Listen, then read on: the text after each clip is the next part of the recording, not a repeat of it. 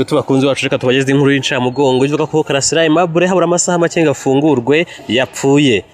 Ibi ngibi rero ni bitangajwe n'ibinyamakuru bitandukanye by'umwihariko Igihe ndetse n'ibindi bitandukanye bivuga ku rupfu rwa Aimable Karasira nyuma y'igihe gitoya bakika ko yabaye yafunguwe, ariko kugeza aka kanya mu masaa 2 zuzuye za mu gitondo inkuru tugezeho igaragaza ko yapfuye nk'uko umuvugizi wa gereza cyangwa igororero rya Nyarugenge Mageragere wita Sengabo SSP abitangaje.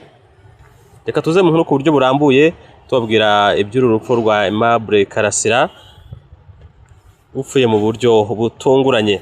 Uzaramba Karasira Aimable wamenyekanye nka Professor Niga wahamijwe icyaha cyo gukurura amacakubiri muri rubanda yagiye gufungurwa nyuma yo kurangiza igihano cy'igifungo cy'imyaka 5 yarakatiwe.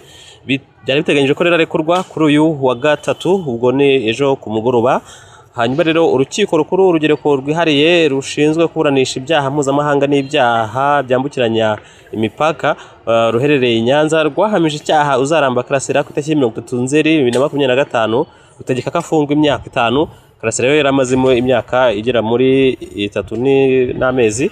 Karasira rero yashinjwaga ibyaha birimo guhakana jenoside, guhishingiro jenoside, gukurura amacakubiri no gutangaza amakuru y'ibihuha. Ubushinjacyaha buhamya ko byakorewe ku muyoboro wa YouTube mu bihe bitandukanye. Ashinjwa kandi icyaha cy'iyezandonke no kudasobanura inkomoko y'umutungo urimo amafaranga yafatanywe cash n'ayari kuri konti ze zitandukanye zirimo iza banki na mobile money. Ubushinjacyaha rero bwari bwasabye ko Karasira yahamwa n'ibyaha byose bamurega, urukiko rukamukatira igifungo cy'imyaka 30. Karasira rero yasabye imbabazi abakomerekejwe n'amagambo yavugiye kuri YouTube mu bihe bitandukanye, avuga ko nta mugambi afite wo kubiba amacakubiri no guhakana jenoside. Ku bijyanye n'inkomoko y'amafaranga yafatiriwe, ubushinjacyaha bwagaragaje ko Karasira yayakuye mu barwanya leta bari bashyigikiye ibyo yavugaga. Karasira we yavuze ko yari hatunze menshi arimo imperekeza yahawe muri kaminuza y'u Rwanda ubwo yari umuyobozi, yari umwarimu mu by'ikoranabuhanga,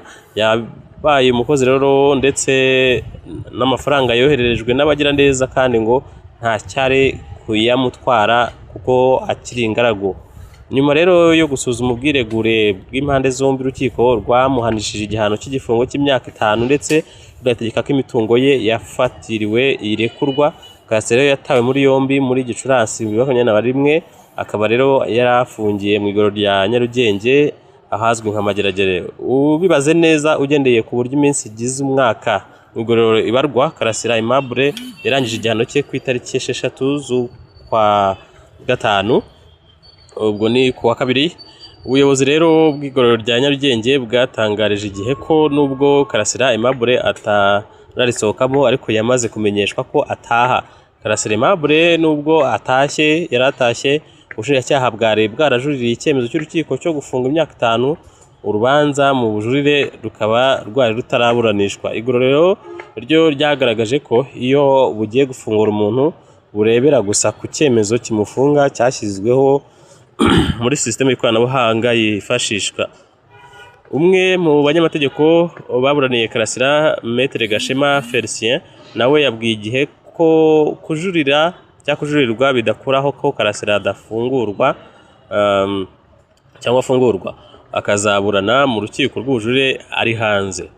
Niko byari kuba bizagenda. Izina rero rya Uzaramba Karasira ryamaze igihe rivugwa imyato kuko benshi mu bahanga mu by'ikoranabuhanga bamunyuze mu biganza, abacuramo abantu bakomeye mu basohokaga mu kaminuza nkuru y'u Rwanda baramwirahiraga ko ari umuhanga n'inzobere mu by'ikoranabuhanga, cyane ko gishaga i Butare mu ishami ry'ikoranabuhanga computer science.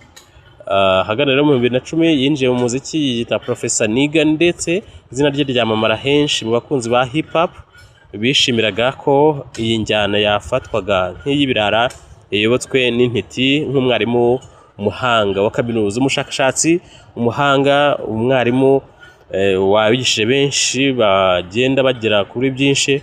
Yitabye Imana kugeza ubu nk'uko makuru aturuka mu igororero rya Nyarugenge abitangaza. Akaba rero yitabye Imana yamaze kumenyeshwa ko agiye gusohoka muri gereza, akaba ari hanze. Nubwo ngo ubushinjacyaha bwari bwarajuriye, ariko n'ubundi ntabwo byari kuba byakuraho ko arekurwa akazaburana ari hanze. Karasira Aimable rero yapfuye habura amasaha make ngo asohoke mu igororero rya Nyarugenge. Urwego rw'igihugu rushinzwe igorora RCS rwatangaje ko Karasira Aimable Uzaramba yapfuye nyuma y'uko afashe imiti myinshi yari asanzwe anywa akarenza ingano yayo.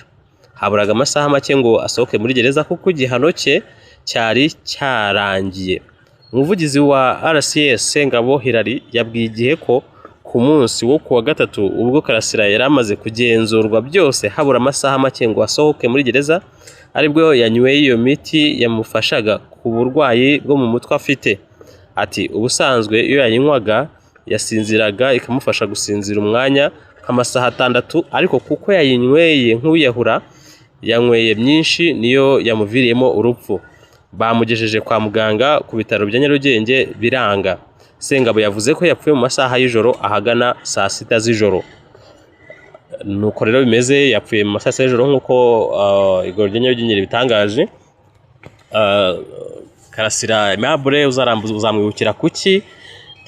Uretse kuba yarakwigishije, uretse kuba yari umuhanzi, uretse kuba yari umuntu utera urwenya, uretse kuba yarahamijwe cyangwa se agakatirwa azira ibyaha bitandukanye birimo guhishingira jenoside, gupfobya jenoside yakorewe Abatutsi, uretse kuba nyine wamwumvaga mu mbuga nkoranyambaga mu biganiro yatangaga bitandukanye ari nabyo yahereweho aregwa cyangwa ahamwa n'ibyaha, uretse nuko wenda wari usanzwe muziranye bisanzwe muganira, n'icyo uzamwibukiraho.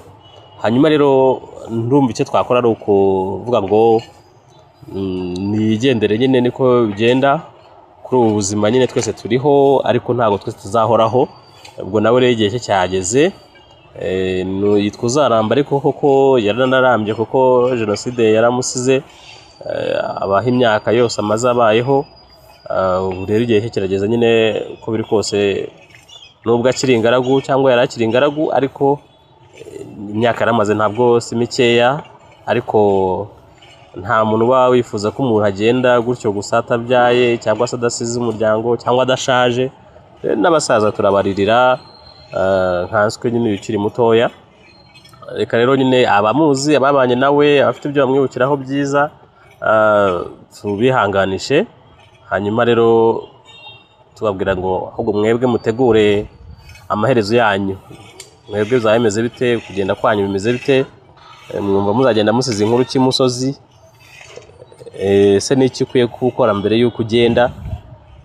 Ni ibiki wakosora mbere y'uko ugenda?